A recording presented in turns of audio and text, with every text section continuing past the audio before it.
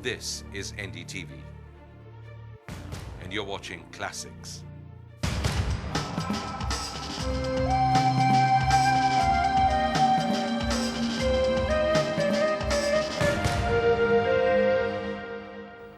Krishna Reddy was born in a village in Andhra, and his earliest paintings were murals on temple walls.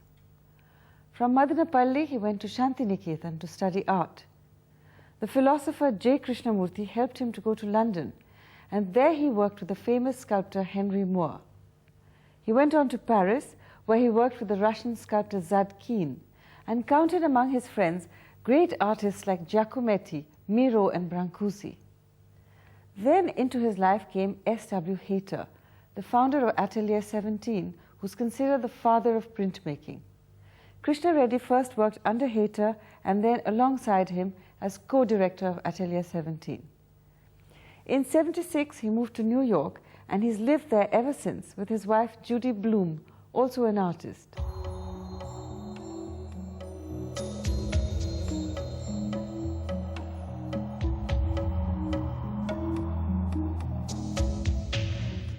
Creative activity has to be abstract.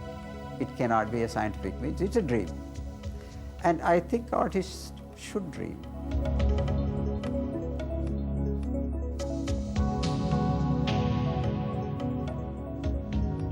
There is the higher intuitive level of the human thinking. That to develop an awareness, an openness, to understand, to be curious, to learn. I think that's what dominated my whole life.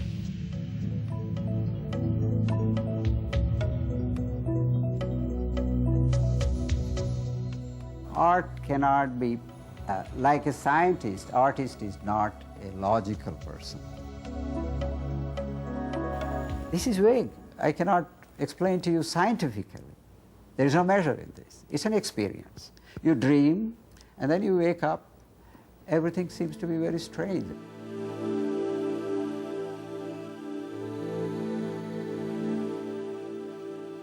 All of a sudden, I was dreaming, my God, this is a whirlpool. Graphically, I could only design as if things are coming in, inward and then receding constantly. And in between these, there are closed shapes forming, actually. And inside that, I saw a fish.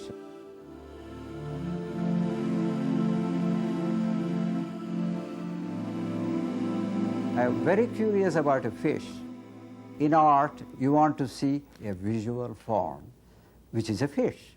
What made it into that?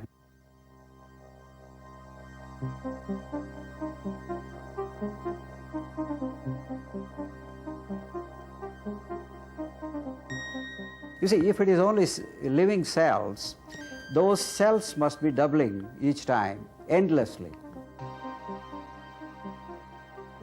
One fish should have taken away this whole earth completely, if it went on. How come it stopped? I create that image in my formations.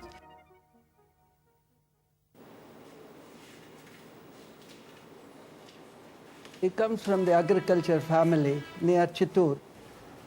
And later on that he went to Santiniketan after completing his studies here.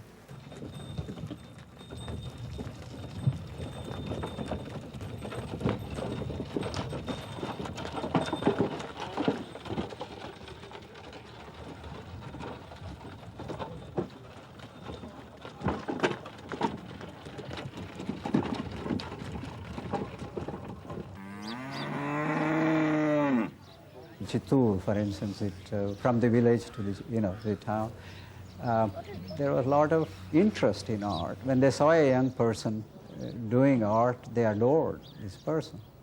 That's how I was very spoiled by that time. Till I was 11 years old, I did not know even to write or read, because they were encouraging me to do painting all the time.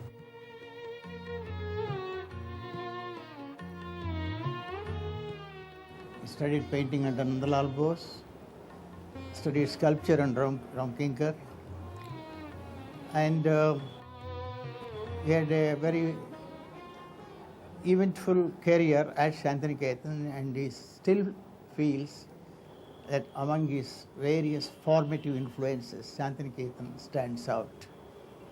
And that you find in his work, which is vibrant with lyrical nuances even now. It's typical of Santiniketan art, lyricism, delicacy of conception, and richness of vision and sentiment. All these inputs you find in the art of Krishna Reddy.